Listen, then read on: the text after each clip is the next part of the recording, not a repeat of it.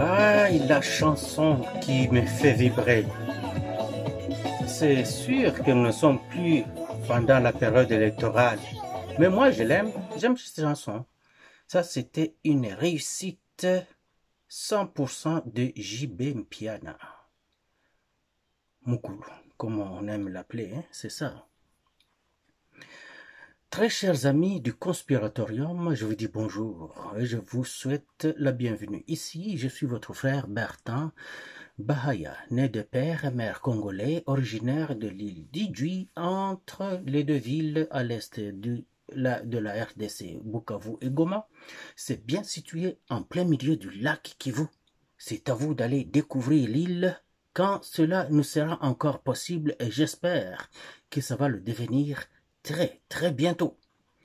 Alors nous allons demander à ceux qui sont en train de se pavaner chez nous là-bas, en terre conquise, de s'atteler bien et de garder leurs valises prêtes à décamper. Car ça arrive et ça arrive très vite. J'ai discuté avec des gens, comme vous en faites aussi, et il y a quelqu'un qui m'a dit quelque chose que j'ai aimé. Pourquoi? Parce que je l'ai dit il y a... Vraiment, ça fait longtemps que j'ai dit des choses comme ça. Si vous allez écouter mes vidéos, vous comprendrez comment je disais il y a longtemps que Fachi renvoie tout ce monde-là à la retraite. Qu'il les envoie à la retraite, donc ces généraux et ces colonels, et qu'ils puissent employer les soldats qu'il a formés. Car depuis qu'il a formé, les officiers qu'il a formés, parmi eux, il y en a des majors. Et s'il y a eu, ils étaient en mode accéléré, on peut même dire qu'il y en a maintenant des lieutenants-colonels parmi eux. Et dans les rangs, nous avons déjà ceux qui sont des adjudants et qui pourraient peut-être être des adjudants-chefs déjà. Le soldat, ça ne pose pas de problème, car le soldat, lui, c'est la fourmi. Elle exécute l'ordre et le fait au propre et au figuré, selon tout ce que la nature lui a offert. Alors, ce compatriote a dit ceci, je voulais vous faire écouter ça. Idée à Muzuri, mais je ne sais pas ce qu'il y a dans l'entourage du chef de l'État. Ce n'est même pas discriminatoire, parce qu'il y a déjà des Congolais qui sont aussi coupables. Dans les 40 généraux comme prison, il y a aussi une soixantaine de colonels. Pour ne pas dire que va discriminer, va rwanda tout. On prend tout le monde et maintenant, avec déjà réformé, va y caler. Ils font plus partie de l'armée, soit ma retraite prématurée, ou bien wanapatia wanaogopa wanapatia makazi zingine za civil. Si il peut chercher là où il peut les jeter, mais vraiment, il est temps qu'il cherche à nettoyer. Bien, il a osé gagner vite.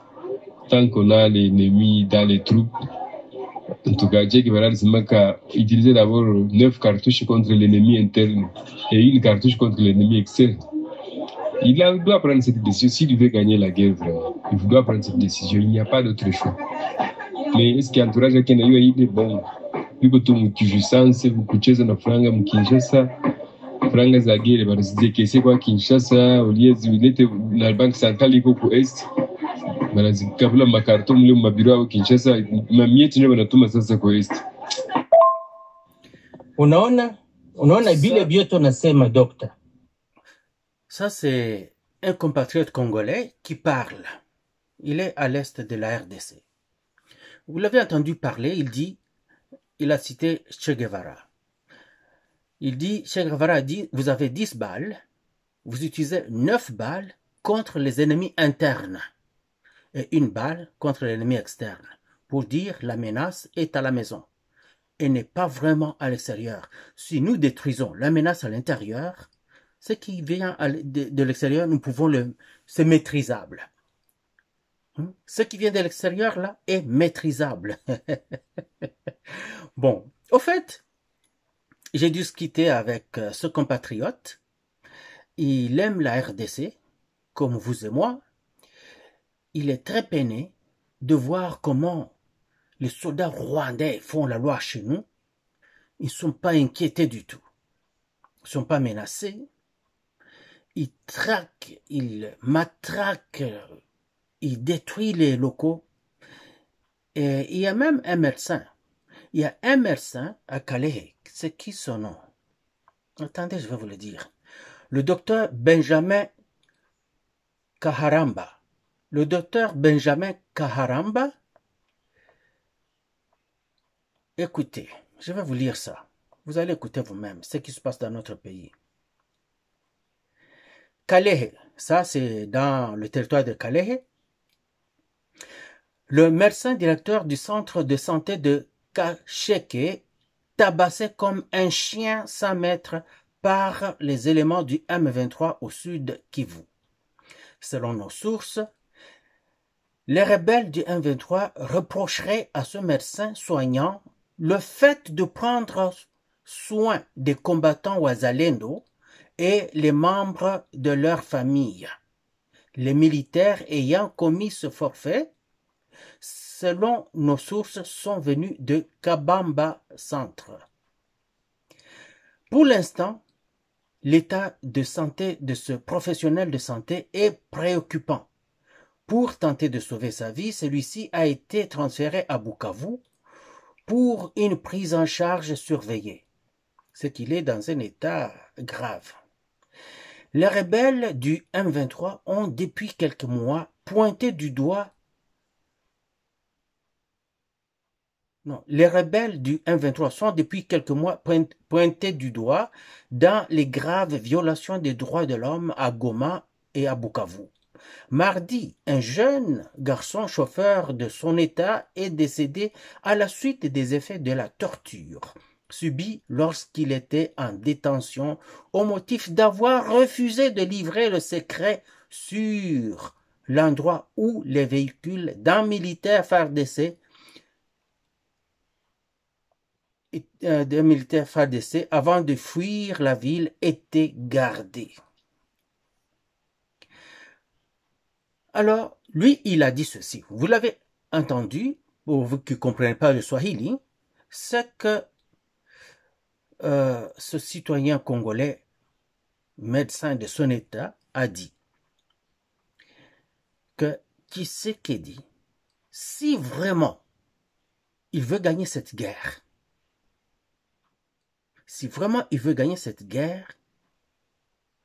et que pour éviter qu'on ne lui impute la discrimination tribale, comme quoi il sort les Rwandais, il sort des gens comme ci, comme ça de l'armée, qu'ils prennent tous ces colonels et tous ces généraux, qu'ils les envoient à la retraite, qui payent leur retraite, ou qui les casent ailleurs que dans l'armée.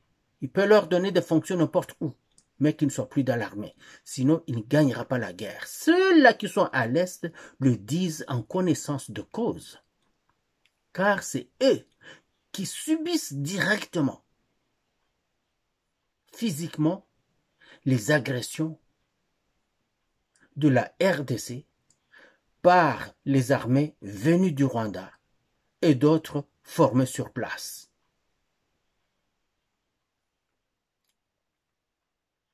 Je l'avais déjà dit dans une vidéo, il y a longtemps, il y a je pense 2 ans que j'ai dit cela. Là, je pense que le titre doit être « Est-ce qu'un capitaine conduirait les opérations de guerre ?» Je pense que c'est comme ça que j'avais formulé ça, ou pourrait conduire les combats, quelque chose comme ça. Et j'ai motivé. En ce temps-là, ce que Fachi avait formé comme officier, j'estimais qu'il pourrait avoir atteint le grade de capitaine, et si c'est en accéléré, ils sont déjà des majors. Alors j'ai dit, est-ce qu'on ne pourrait pas laisser ces capitaines et ces majors s'occuper des opérations militaires contre les agresseurs de notre pays? Parce que ce qui était là avant, que Kabila nous l'a laissé, tous sont corrompus. Ils sont à la solde, ennemis, ils travaillent pour l'ennemi, ils sont soit riches, ou ils veulent s'enrichir comme les autres. Bien sûr qu'il ne manque pas des exceptions. Et des exceptions, nous les connaissons. Mais est-ce qu'à cause de 3 exceptions, on doit courir le risque de laisser la gangrène s'emparer de la jambe complète et causer la mort de l'individu? L'individu, je personnifie, c'est comme la RDC. Et la jambe serait l'Est du pays, la gangrène serait ses trahisons et l'agression. Nous avons quelques colonels, nous avons quelques généraux qui sont dignes. Ils sont à compter peut-être moins de 5. Perso, je peux en compter peut-être 3 parmi les généraux. Et les colonels, je peux en compter aussi autant, peut-être 3 aussi.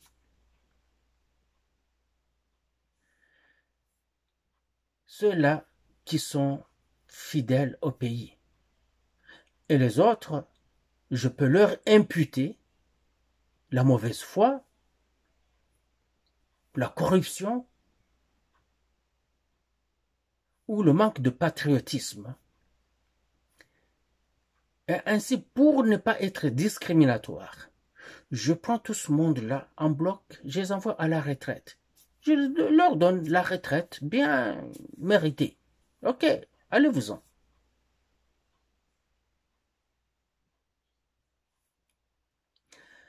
Fathi a prononcé un discours à Doha. Je ne veux pas vous le reprendre ici. Beaucoup de compatriotes vous ont repris tout ça.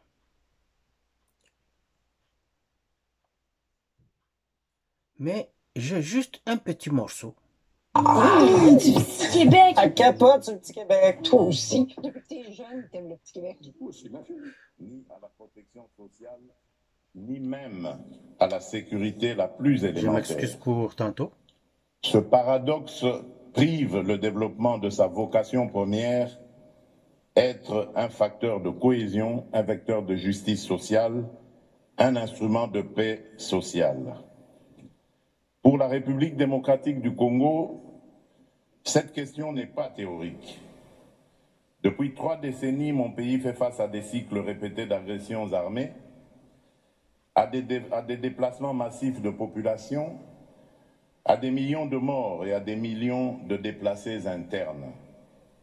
Pourtant, malgré la souffrance et malgré les pertes, notre peuple a choisi la résilience. Nous revenons aujourd'hui à la table du dialogue mondial.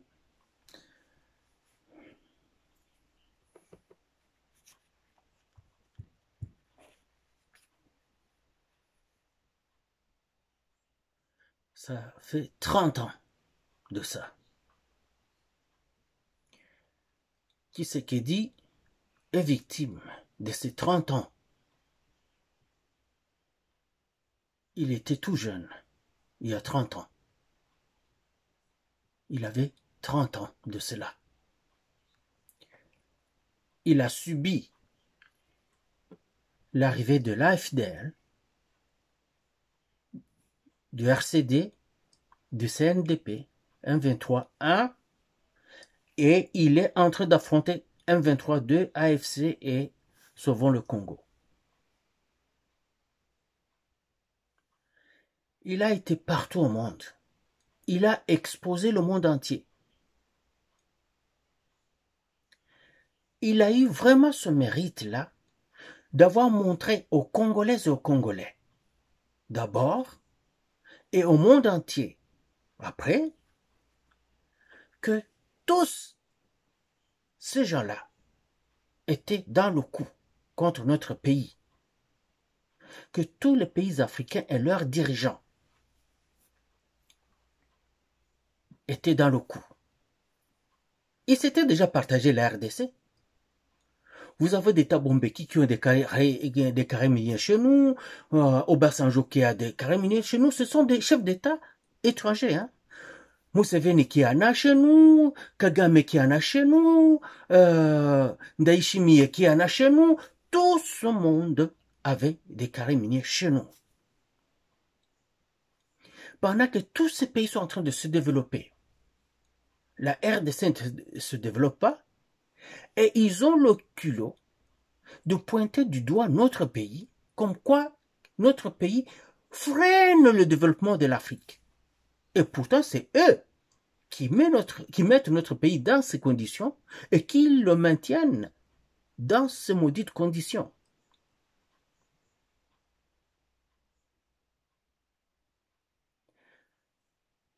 Tu viens chez quelqu'un, par exemple, tu agresses la personne et tu es le premier à dire « Regardez, moi là, je suis agressé par cette personne, je demande de l'aide. » Vous détruisez la RDC, vous êtes le premier. « Eh, regardez, la RDC nous empêche de se développer, nous empêche de se développer. » La RDC n'a rien fait et elle est plutôt agressée par vous tous.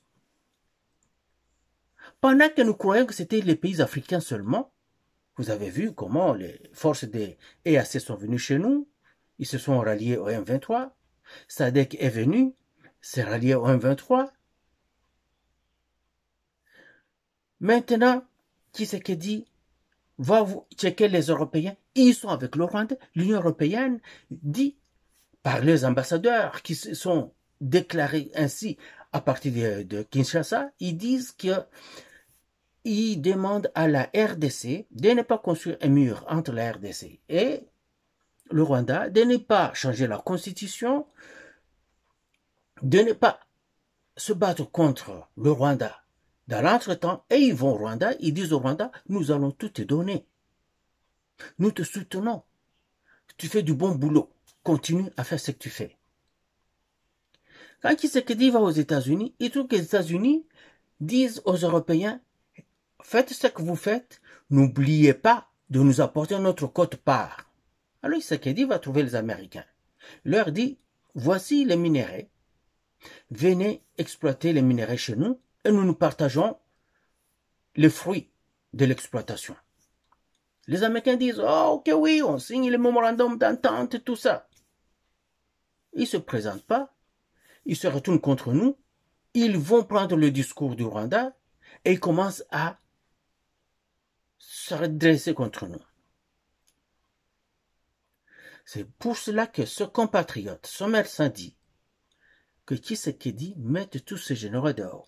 Masunzu, général Masunzu. Est-ce que tu comprends les dégâts que tu viens de faire? Une chance que les Banyamulenge ont commencé à dénoncer les autres qui travaillent pour le compte de l'ennemi. Ils commencent maintenant. Et pourquoi maintenant seulement? C'est parce qu'ils voient que leur cause, la cause pour laquelle ils s'étaient reliés au Rwanda, perd des plumes, que le Rwanda n'atteindra plus le but de ce qui s'était fixé. Que Kabila ne peut que faire maintenant du bruit à l'extérieur, mais pour revenir à la présidence de la RDC, c'est du passé. Que les Congolais sont maintenant éveillés. Alors ils se disent, ah les gars, on devrait revoir les choses. Ils commencent à dénoncer les leurs. Ok, on dit toujours, ceux qui ne sont pas contre nous sont pour nous. Alors, ils disent qu'ils ne sont pas contre nous, les Congolais, c'est qu'ils sont pour nous, acceptons ça comme ça. On ne peut pas continuer à chialer, à faire des problèmes. Tshisekedi. Vous savez, un soldat n'est soldat que quand il est encore en mesure de conduire ou d'exécuter l'universalité de service. Quand on a constaté que moi, suite à mes blessures de combat, je n'étais plus capable de faire le service militaire et que par ce fait, j'ai brisé l'universalité des services, donc je ne suis plus déployable, ils m'ont envoyé à la retraite. Et pourtant, je n'étais pas vieux. Je n'étais pas vieux du tout. J'en avais encore du jus dans mon corps. J'avais énormément d'expérience. J'avais accompli énormément de missions. Beaucoup de missions. Outre-mer et locales. Beaucoup. Mais tout soldat est remplaçable. C'est pour cela qu'on nous appelle des combattants à usage unique. Tu es au combat, on te flingue, tu tombes.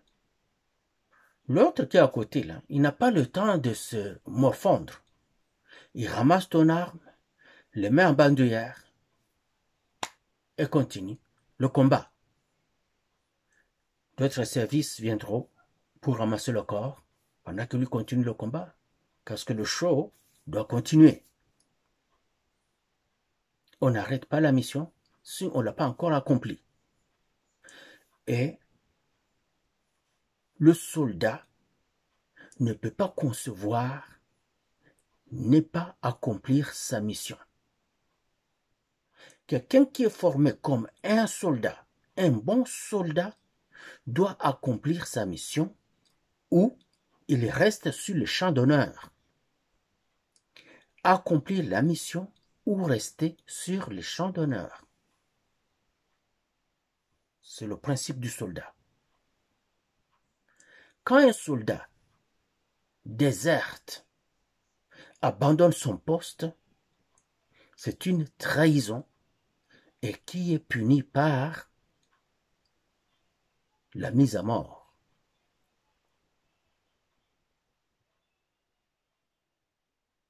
Car la moindre trahison amène plusieurs centaines et des millions à mourir. Vous avez vu ce qui s'est passé dans Goma. Des centaines de soldats morts, des civils tués, parce que les officiers supérieurs de l'armée congolaise ont abandonné leur poste, ont trahi le pays.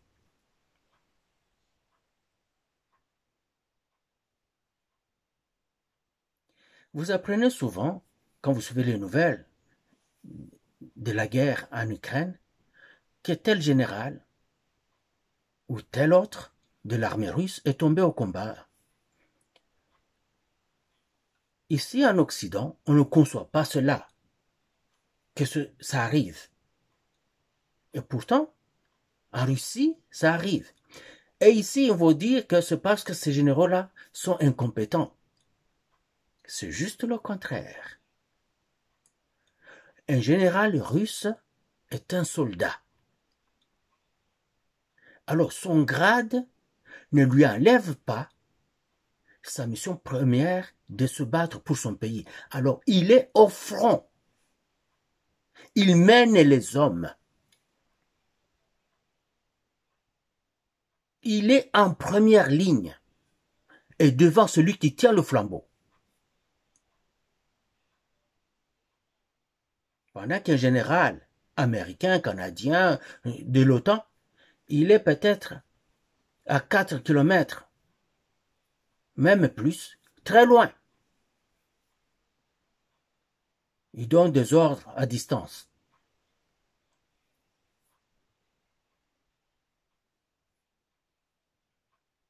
C'est pour ça que quand ces soldats gagnent, on le voit se marcher, défiler avec tout le monde.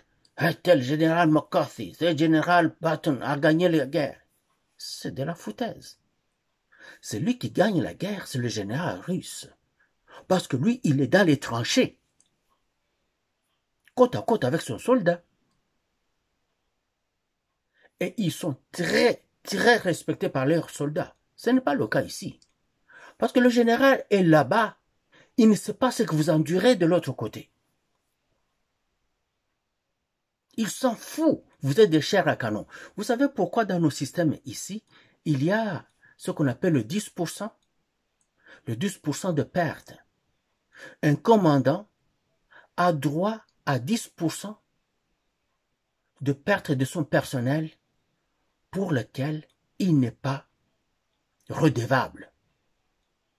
Alors, s'il a 1000 personnes et qu'il en perd de 100, on lui dit du bon travail.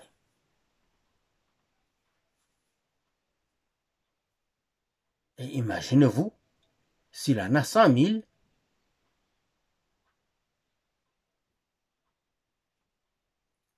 les chiffres commencent à être très élevés.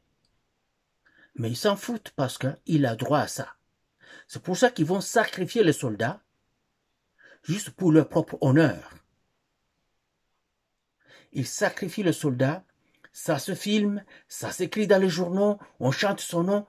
Et quand vous allez regarder ce qu'un général comme Petros, général Petros, je pense, américain, qui était en Irak là-bas, la merde qu'il a foutue,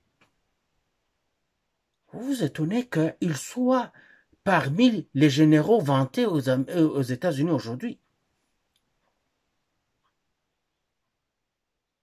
Par contre, vous voyez un colonel comme McGregor, américain toujours, qui s'est réellement battu avec les Irakiens, Farah. Mais parce que lui, il a dénoncé les insuffisances de son armée, de son pays, au combat, il n'est pas adulé, il n'est pas honoré, il n'a pas accès aux médias. Et tant d'autres. Il y a le major, celui qui était chargé d'inspecter les armes de destruction massive en Irak. Il arrive à la fin de sa mission, il vient, il le trouve, il dit « Il n'y a pas d'armes de destruction massive ici en Irak. Je ne les ai pas trouvées, je les ai cherchées pendant 2 ans, 3 ans, il n'y en a pas. Nous avons remué la terre avec nos appareils de détection, qui peuvent sonder la terre, passer dans les murs, partout. On ne trouve rien. »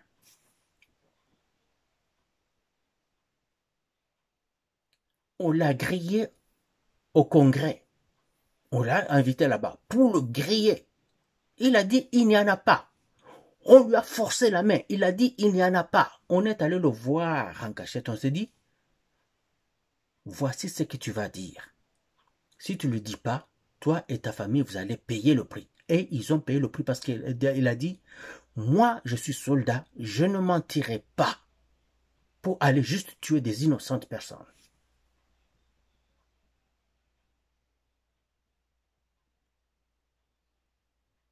Aujourd'hui, c'est un citoyen ordinaire qui n'a pas grand-chose. Scott Ritter, ce major-là, Scott Ritter,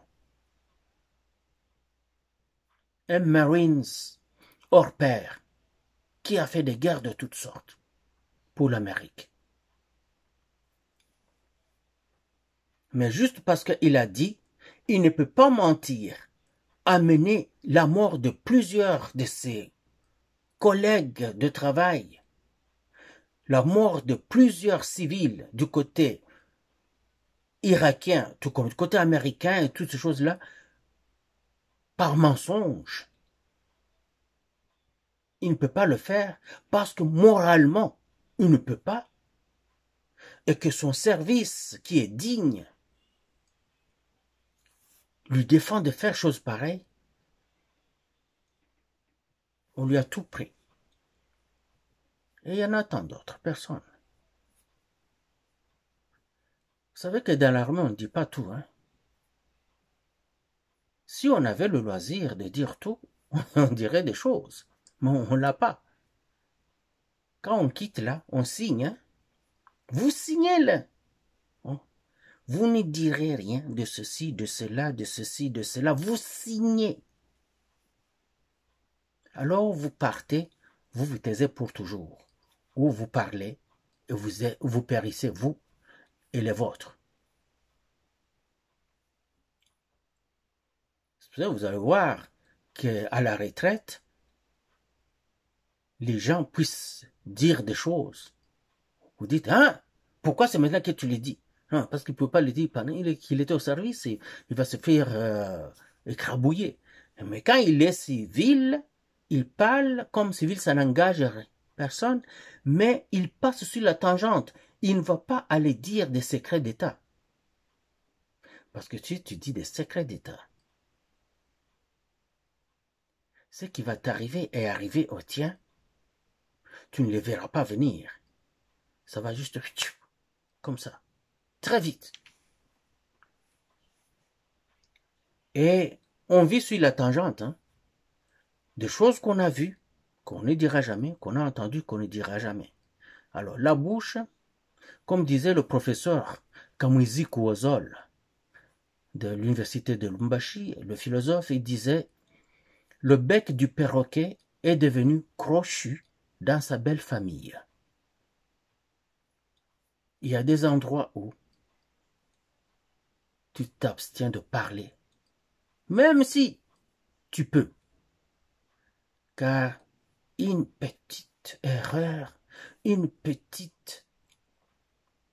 petit écart de langage, ça va te coûter, ça va te coûter tout. Et si ta belle famille ne t'aime pas beaucoup, hein,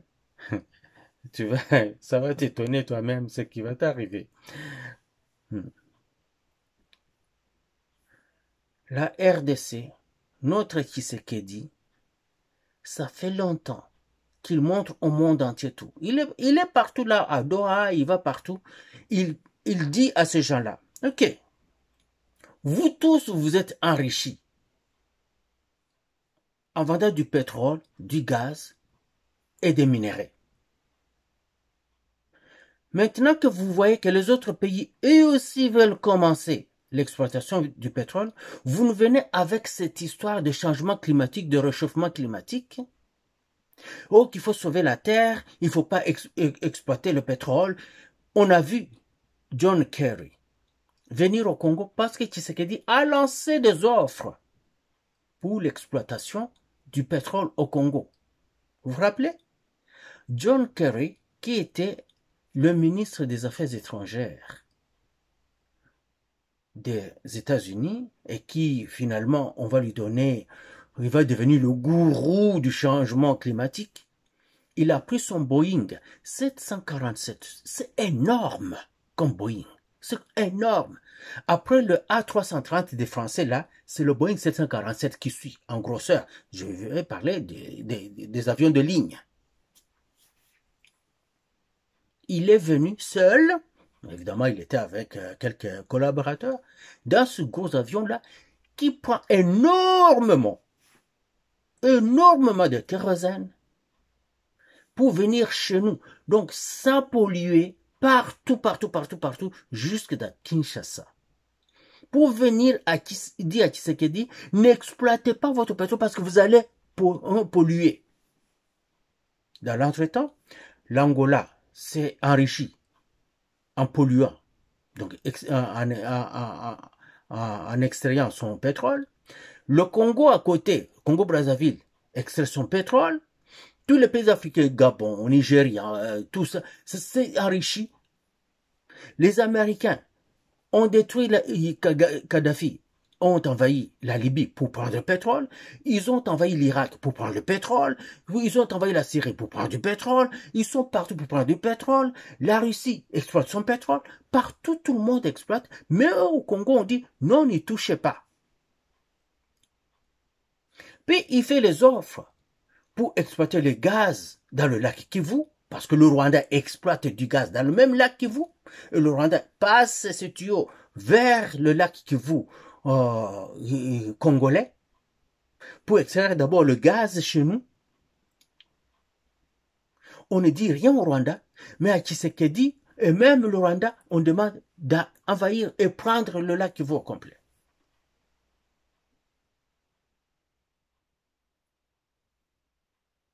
Nous, on n'a pas le droit d'exploiter. Alors Tshisekedi dit, comme on n'a pas le droit d'exploiter pour nous enrichir, alors payez-nous pour ce manque à gagner. Ça patauge, ça patauge, ça patauge. Le peu d'argent qui sortait avant allait où? Auprès de la République populaire du Congo à côté, qui n'a pas aussi la grosseur comme celle que nous avons de cette forêt équatoriale, qui est le poumon du globe entier. Mais c'est lui qui allait là-bas chercher ces argents-là, et il y a Kagame qui allait représenter la RDC dans tous ces sommets-là, sur le climat, sur l'économie, je sais quoi, représenter la RDC. Ça ne sort pas de ma propre bouche. Déjà, il y a le secrétaire d'État, secrétaire des Nations Unies, qui, malencontreusement, et je ne pense pas, il voulait que les gens sachent ce qui se passe, avait appelé Kagame en l'appelant président de la République démocratique du Congo, pendant qu'en République démocratique du Congo, il y avait ce Kanambe-là. Mais il a appelé Kagame. Pourquoi? Parce que c'est Kagame qui représentait la RDC partout et en tout. Quand Tshisekedi arrive, il casse ça. Ce qui bolingaka Tshisekedi te,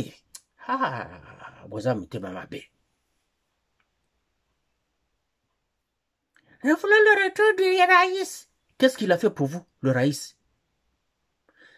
Prenez vos enfants, les jetant dans la rue comme des Koulouna et d'autres à la maison qui n'étudient pas. Même ceux qui sont à l'école doivent acheter leur diplôme.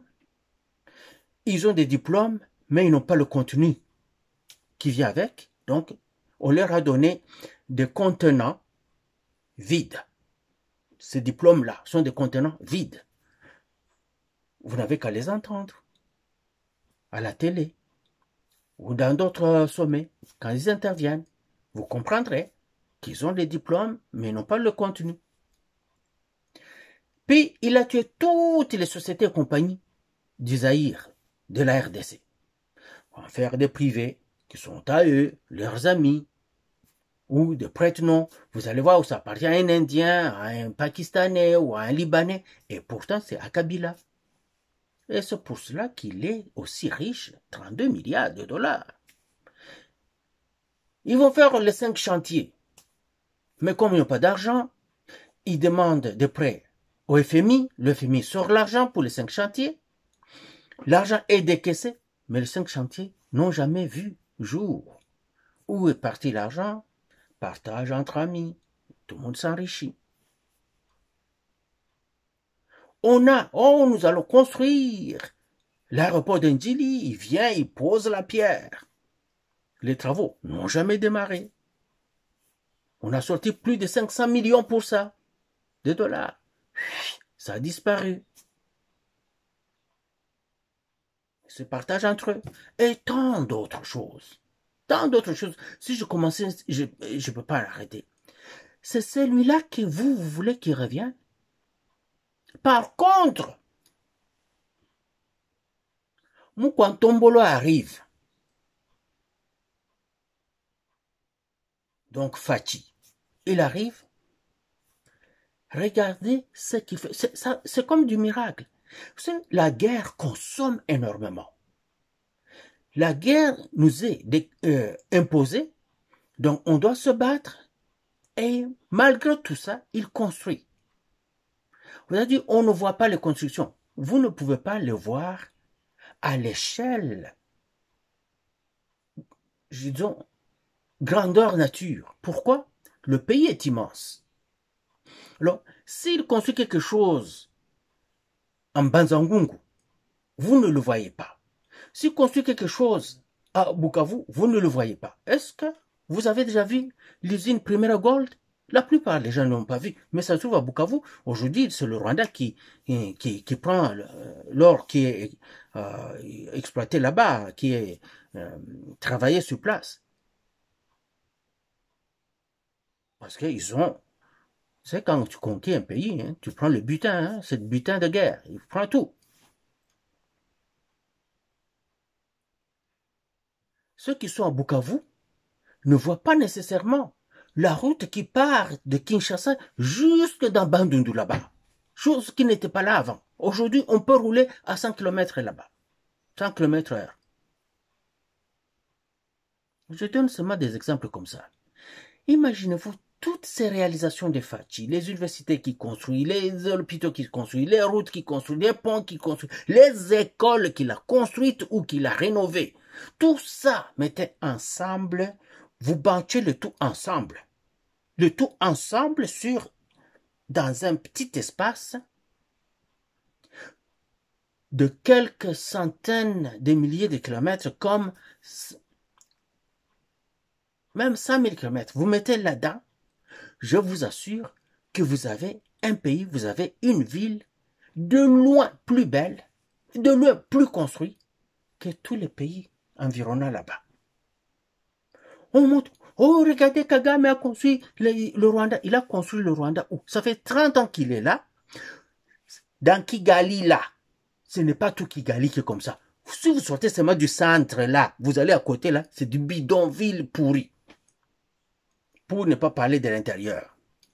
Il a eu la chance, Abiyarimana avait construit beaucoup de routes, avait quand même laissé une infrastructure pour ce que le pays pouvait donner, qui était quand même acceptable.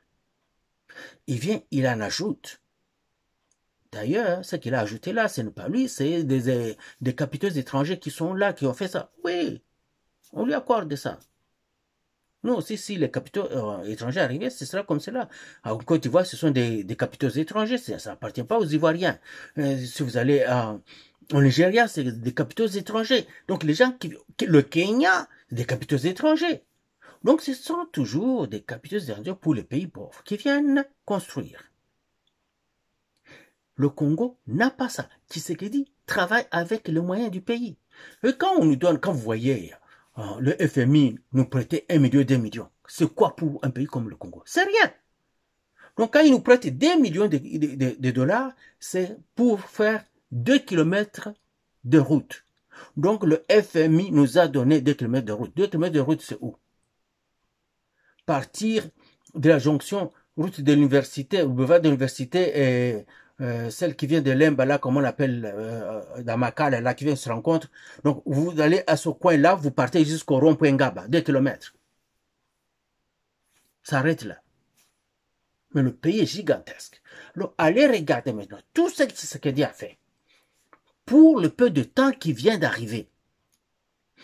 Et la raison pour laquelle, quand les gens disent, oh, Tshisekedi doit partir en 2028. Il doit partir en 2028. Pour aller où? Pour aller où? Qui nous laisse le pays en chantier, il n'a pas fini ses chantiers? Non. Il doit continuer les chantiers qu'il a commencés jusqu'à ce qu'il les finisse tous les chantiers. Tous les chantiers qu'il aura commencés dans toutes les provinces, il doit les finir avant de partir. On ne laissera pas nous laisser des chantiers, des travaux non finis. Ça, c'est non. Il va rester là et finir tous ces travaux-là.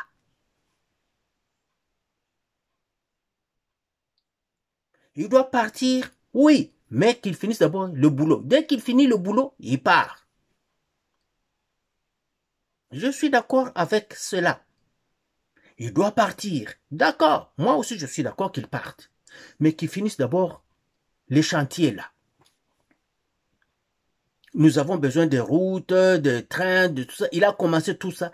Aussi longtemps qu'il n'a pas fini, il est là. Il n'ira nulle part.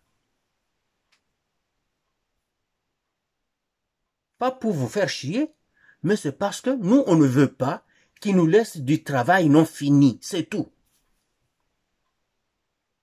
Oh, quelqu'un d'autre va venir le faire. Vous avez passé 30 ans là. vous n'avez pas fait.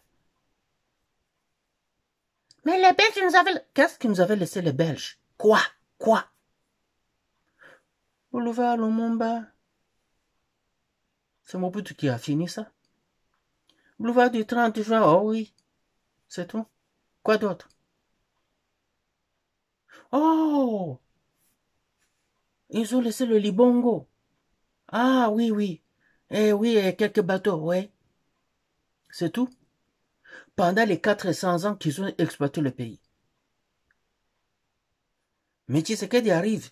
Il a sa 6e année. Et si nous considérons que toute la première mandature, il a passé dans des problèmes.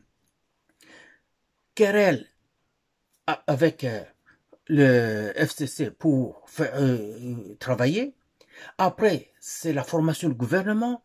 Après, c'est le Covid. Après, c'est la guerre. Puis il revient, c'est la guerre. Non. Fachi, tu n'iras nulle part. Tu dois travailler.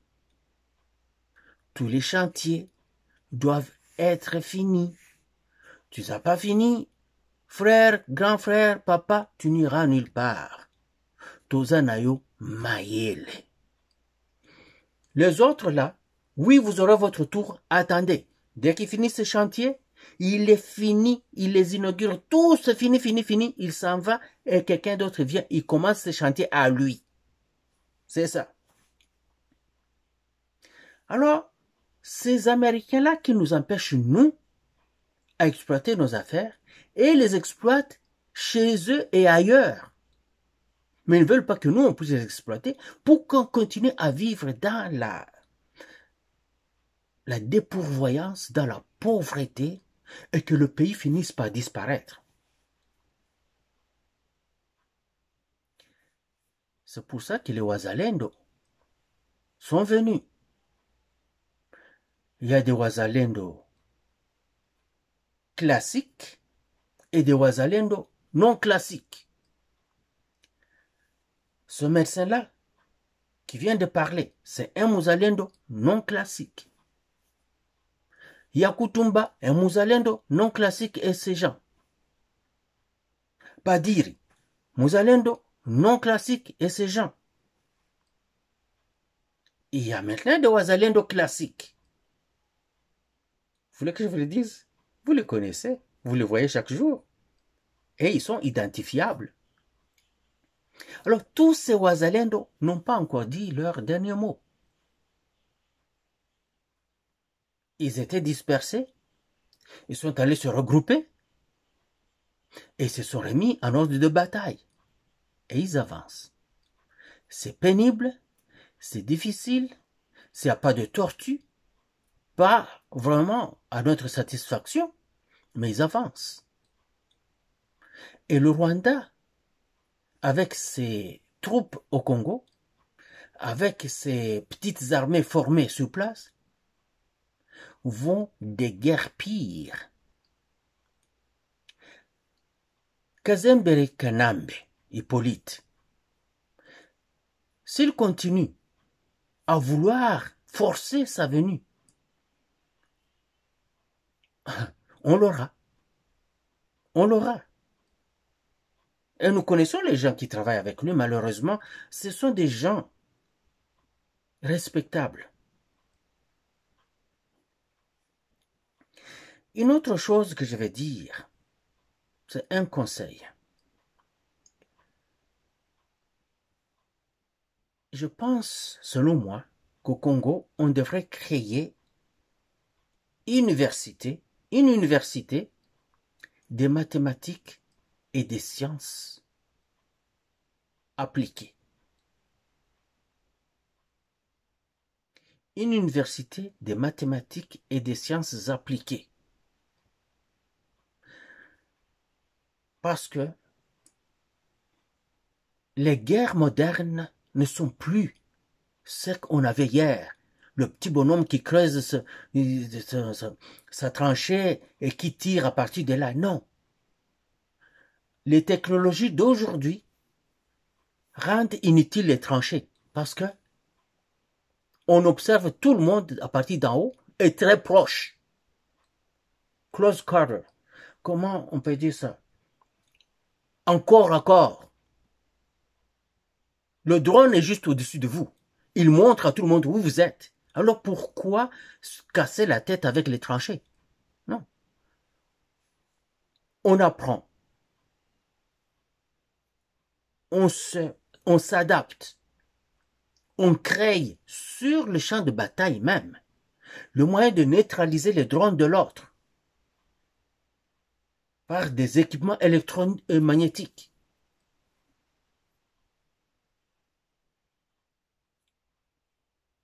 Sur place, même pendant que vous venez de maîtriser l'ennemi trouve que ces drones n'arrivent plus parce que vous les neutralisez avec des systèmes de commande électronique ou de brouillage, comme vous entendez tout le temps, on dit de brouillage de signaux.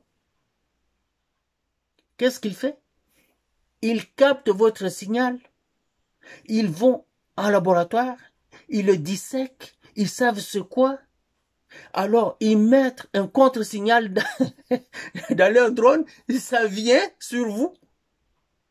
Et vous aussi, vous le captez. Vous saisissez un drone, vous le prenez, vous l'étudiez, vous prenez des mesures défensives contre ça, vous attaquez. C'est comme ça, ça s'adapte. C'est pour ça que la guerre en Ukraine, là, ce n'est pas la guerre pour l'OTAN.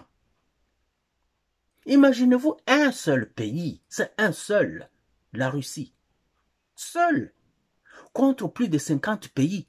Donc, tous les pays occidentaux et leurs amis et alliés sont en Ukraine pour se battre contre la seule Russie.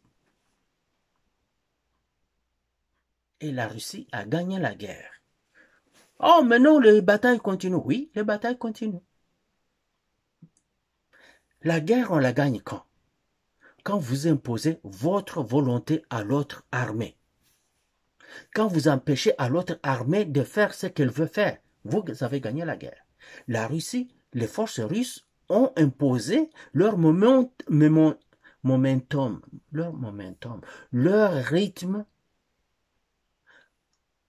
aux autres armées. Et ils ont empêché aux armées de l'OTAN de faire ce qu'ils voulaient faire contre elles. Donc l'armée russe. Donc à ce moment-là, la guerre est gagnée. Et les batailles continuent.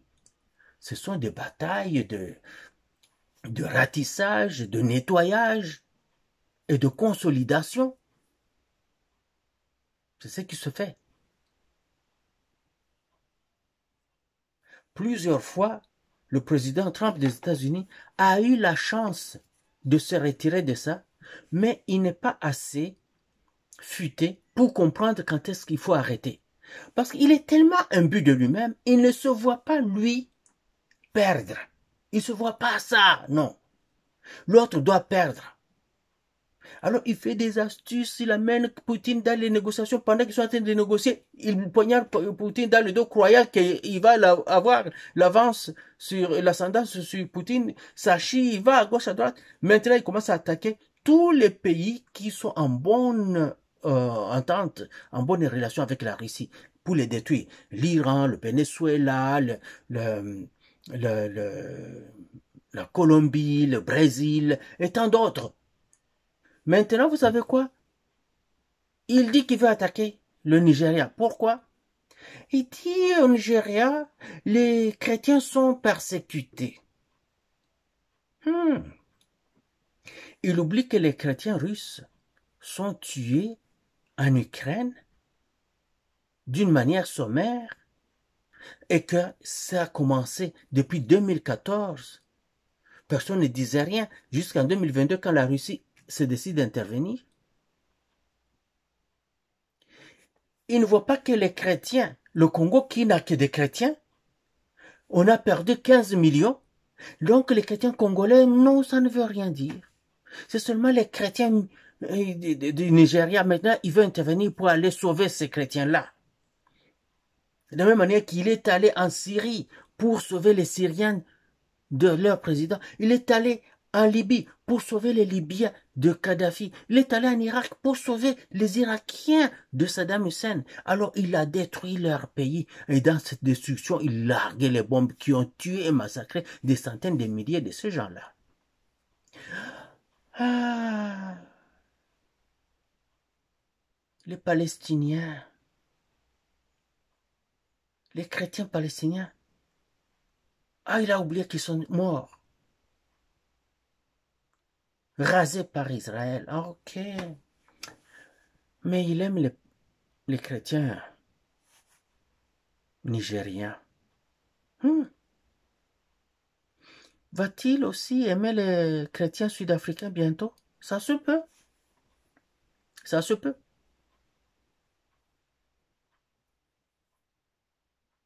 Je pense que notre président doit continuer à aller dans ces forums internationaux parce qu'on ne fait pas la politique de la chaise vide en diplomatie. Et ça ne peut pas être notre pays parce que notre pays avait souffert de ça pendant 30 ans où il n'y avait aucun dirigeant congolais qui venait. C'était des étrangers qui arrivaient. Kagame qui arrivait pour porter les deux noms du Rwanda et de la RDC. Maintenant, la RDC a son président et la RDC a son ministre des Affaires étrangères. Qu'on laisse la ministre des Affaires étrangères vivre sa vie. Vous qui suivez vos gens-là, qui vont commencer à parler de la vie privée de Madame Kaykwamba, ils oublient les services qu'elle rend à la nation. Pourquoi ne pas quitter ces gens-là? Pourquoi continuer à les écouter? De la même manière qu'ils insultent cette femme, ils vont insulter quelqu'un d'autre. Je vais arrêter là pour aujourd'hui. Je voulais juste parler de ce que les gens à l'Est disent à Fachi. Ils voient les choses comme je les voyais il y a 2 ans. Comme je l'ai dit depuis... Peut-être que je l'ai dit dans chaque vidéo. Que Fachi doit se débarrasser des anciens généraux. Sinon, la guerre ne sera pas gagnée. Je me rappelle cette réunion avec les généraux, quand Fachi disait ceci aux généraux. S'il vous plaît, il a même dit s'il vous plaît, faites-moi confiance, je vais gagner cette guerre. Et ces crocodiles étaient là. Le regardaient comme ça. Yo, toza na mayele. Biso na Kagame na biso, na Kabila na biso, mboka oyo ezalaki ya biso, tokozwa yango lisusu yo, tokobare yo, okoleka, tokokontinue makambo na biso. La population s'en fout. 15 millions de morts, c'est quoi? Nous sommes 100 millions. Si on a tué même 50 millions, il nous en restera, non? Toliana bisola, longawana yotala matama. Et c'est ainsi qu'ils ont trahi. Vous avez entendu dans ce audio-là. Il est à l'Est, mais il sait que l'argent destiné à la guerre n'arrive pas là-bas. Tout reste à Kinshasa. Les gens se les partagent ici. Mais quand on voit dans tout ça, on voit le président de la République. D'où il doit prendre des décisions qui s'imposent. Les retraites dorées à ces généraux-là. Construisez-leur des maisons. Ils restent là. Vous leur donnez l'enveloppe. Allez faire les champs. Bye bye. Vous mettez d'autres personnes et nous gagnons notre pays. Prière de liker, aimer la vidéo et la partager à qui vous voulez faire pour faire connaître cette chaîne. On se verra demain. Peut-être que demain, finalement, je vais parler de nos terres rares, les fameuses terres rares. Vous savez que les terres rares ne sont pas vraiment rares. Et je vous expliquerai pourquoi. Parce que presque tous les pays, ou mettons la majorité des pays, ont des terres rares chez eux.